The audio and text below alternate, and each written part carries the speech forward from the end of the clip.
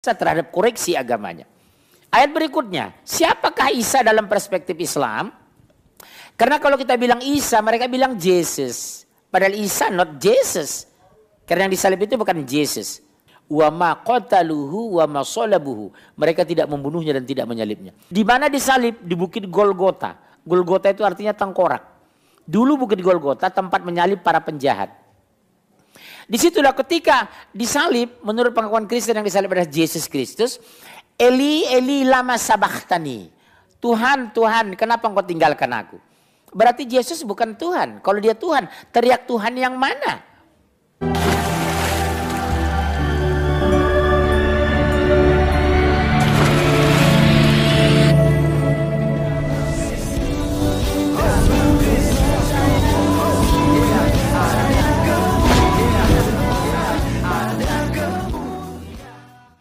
Meninggal dunia ini 4 jam yang lalu ya.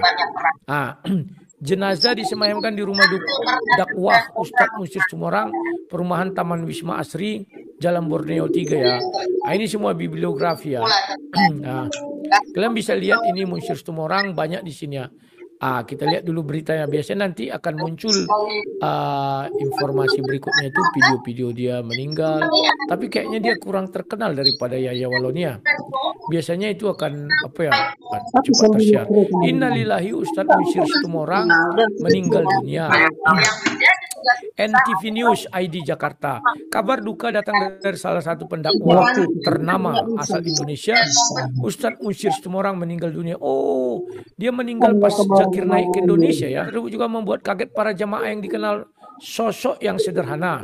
Ustadz Musyir Tumorang dikenal sebagai salah satu tokoh agama yang sangat disegani di Indonesia. Disegani dia kawan.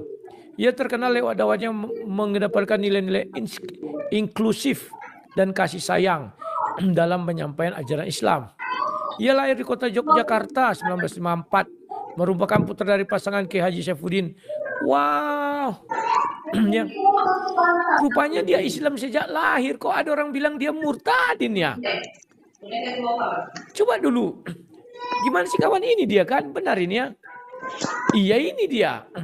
Kok orang bilang dia murtadin? Mu'alaf sorry. Kenapa dibilang-bilang orang dia mu'alaf ya?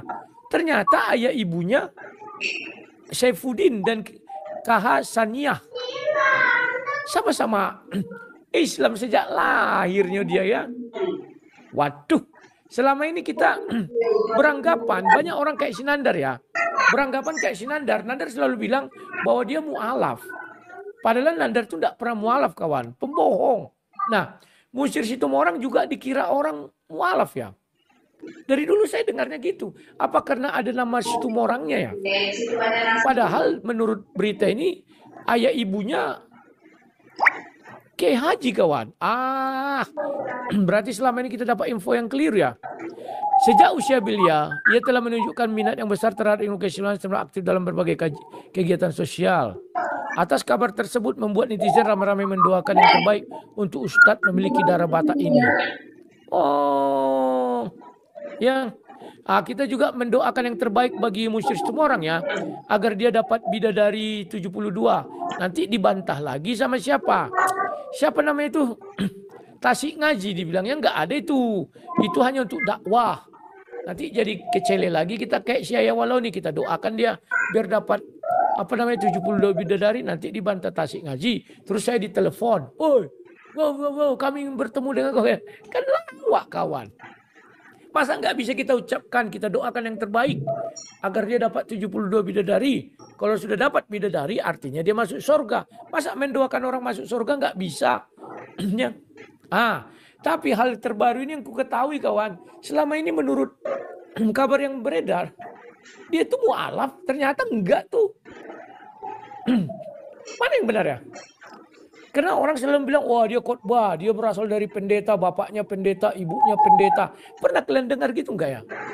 Aduh, Mbah, sudah kecil kita ini kawan.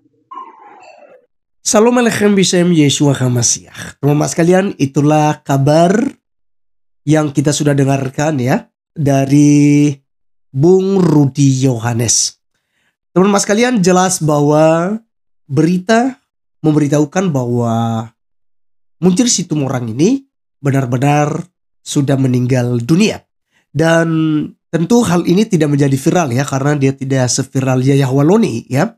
Walaupun dalam kajian-kajiannya itu banyak sekali kemudian membahas kekristenan, bahkan tidak sedikit juga memutarbalikan tentang ayat-ayat kitab suci kekristenan. Misalnya dia mengutip Yohanes 17 ayat 3, inilah hidup yang kekal itu, bahwa mereka mengenal Engkau satu-satunya Allah yang benar katanya, dan mengenal Yesus Kristus yang telah Engkau utus. Tanpa mengerti konteks, tanpa mengerti makna daripada ayat itu. Ya teman-teman sekalian, sehingga mereka menyimpulkan Yesus bukan Tuhan. Jadi saya akan membahas sedikit terkait tentang pembahasannya. Ini sudah video lama, tetapi saya mencoba untuk membahas kembali dan memberikan nantinya jawabannya untuk kita semuanya. Mari kita dengarkan apa yang menjadi ocehannya terhadap penyaliban daripada Tuhan kita Yesus Kristus. Berikut ini. Karena kalau kita bilang Isa, mereka bilang Jesus. Padahal Isa not Jesus. Karena yang disalib itu bukan Jesus. Wa ma qataluhu wa ma salabuhu. Mereka tidak membunuhnya dan tidak menyalibnya. Di mana disalib? Di Bukit Golgota. Golgota itu artinya tengkorak. Dulu Bukit Golgota tempat menyalib para penjahat.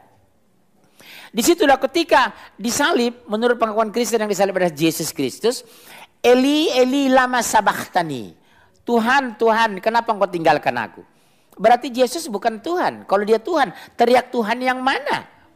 Itu ditemukan di Matius. Eli, Eli atau Elia. Itu bahasa Ibrani berubah menjadi Eli, bahasa Indonesianya Tuhan. Eli, Eli, lama sabachthani. Tuhan, Tuhan, kenapa engkau tinggalkan aku? Berarti dia not God, you know? Oke, teman-teman sekalian, saya cut dulu. Nanti kita akan dengarkan. Ada satu hal yang saya mau luruskan di sini. Bahwa kita tidak pernah menyamakan antara Yesus Kristus di dalam Alkitab dengan Isa yang ada di dalam Al-Quran. Karena ini dua sosok yang berbeda, bahkan historikalnya itu tidak sama teman-teman sekalian. Ya, asal usulnya, silsilahnya ya, itu tidak sama antara Isa di dalam Al-Quran dengan Yesus Kristus. Saya kasih contoh saja sederhana. Isa itu lahir di bawah pohon kurma tanpa ayah. Ya. Tetapi Yesus Kristus lahir di Migdal Eder atau di Menara Kawanan Domba, ya, di Bethlehem, dan dia punya ayah secara manusia yaitu Yusuf. Ya. Lalu teman-teman sekalian, ibunya bernama Maria, bukan Maryam. Kalau Isa itu kan ibunya Maryam, saudara Harun. Sementara Harun dengan Yesus Kristus itu berjarak kurang lebih 1.500 tahun teman-teman sekalian. Ya. Jadi Ustadz Munir, ya, sudah almarhum ya, itu tidak perlu sama-samakan. Wa ma qatabuhu wa ma salabuhu. Mereka tidak membunuhnya dan tidak menyalibnya. Ya, silakan dengan agama Islamnya. Tapi Anda tidak boleh menyamakan kemudian kepada Tuhan Yesus Kristus. Karena yang disalib itu benar-benar Tuhan Yesus Kristus. Lalu teman-teman sekalian, ketika dia menyebutkan Eli, Eli lama sabachthani, ya, Tuhanku, Tuhanku, bukan Tuhan, Tuhanku. Allahku, Allahku, mengapa engkau meninggalkan aku? Allah di situ merujuk kepada Sang Bapa. Dia katakan kalau Yesus itu Tuhan, dia berteriak kepada Tuhan yang mana lagi. Ingat bahwa kekristenan percaya kepada Bapa, Putra, dan Roh Kudus. Ketiganya yang esa. Jadi ketika Yesus berkata, Eli, Eli lama sabachthani, dia sedang memanggil Sang Bapa. Dari mana dia berasal? Karena Yesus Kristus adalah firman-nya Sang Bapa yang telah nujul mengambil rupa seorang manusia, teman-teman sekalian, sama dengan kita. Yohanes 1 ayat yang ke-14. Tapi ingat bahwa firman itu adalah Allah. Yohanes 1 ayat yang ke-1. En arche en hologos kai hologos prostoteon kai theon en hologos. Pada mulanya adalah firman, firman itu bersama-sama dengan Allah, dan firman itu adalah Allah. Kemudian teman sekalian, yang kesalahan fatal daripada Ustaz Munjir dengan mengatakan bahwa ketika Yesus berkata Eli, Eli lama sabachthani, dia menggunakan bahasa Ibrani. Salah total. Itu salah. Eli, Eli lama sabachthani ini adalah bahasa Aram yang digunakan oleh Tuhan Yesus Kristus pada peristiwa penyaliban. Jadi bukan artinya Elia. Orang yang menganggap itu dia memanggil Elia. Matius 27 ayat 46 dan 47. Kira-kira jam 3 berserulah Yesus dengan suara nyaring. Eli, Eli lama sabachthani. Artinya, Allahku, mengapa engkau meninggalkan aku? Mendengar itu beberapa orang yang berdiri di situ berkata, ia memanggil Elia. Jadi Eli, Eli bukan Elia.